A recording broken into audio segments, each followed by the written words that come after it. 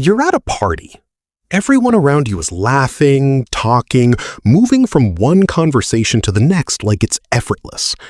And you're standing there, drink in hand, nodding at the right moments, but somewhere behind your eyes, you're somewhere else entirely. You're thinking about what someone said 3 sentences ago and whether they actually meant it.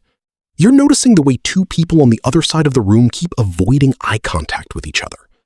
You're wondering, quietly, if any of this, the noise, the performance of it all, actually means anything to anyone here. And then someone looks at you and says, "You're so quiet tonight." And you smile and you say, "I'm fine, just tired." But you're not tired. You've just never found a word that fits what's actually happening inside you. There's a reason for that, and it has nothing to do with being broken or antisocial or too much in your head. It has to do with how your mind is actually built. And most people with minds like yours spend their whole lives being told something is wrong with them, when in reality, they're operating at a depth most people never reach. So let's talk about what that actually looks like. The first sign is that small talk drains you, but real conversation could go on forever. It's not shyness. That's the part people get wrong. You can speak in front of hundreds of people. You can be funny, warm, magnetic in the right setting. But 10 minutes of, "So what do you do?" and "crazy weather lately?" and you feel like someone's slowly removing the oxygen from the room. Here's what's actually happening.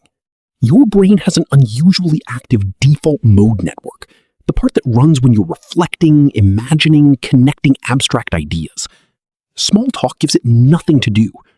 But the moment a conversation drops into something real, someone's actual fear or a question with no clean answer, that network lights up completely. You're not antisocial.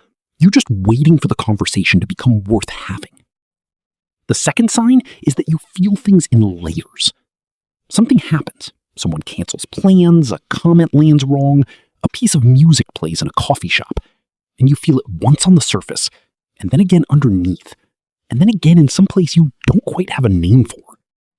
People around you might call this sensitivity, and they usually don't mean it as a compliment.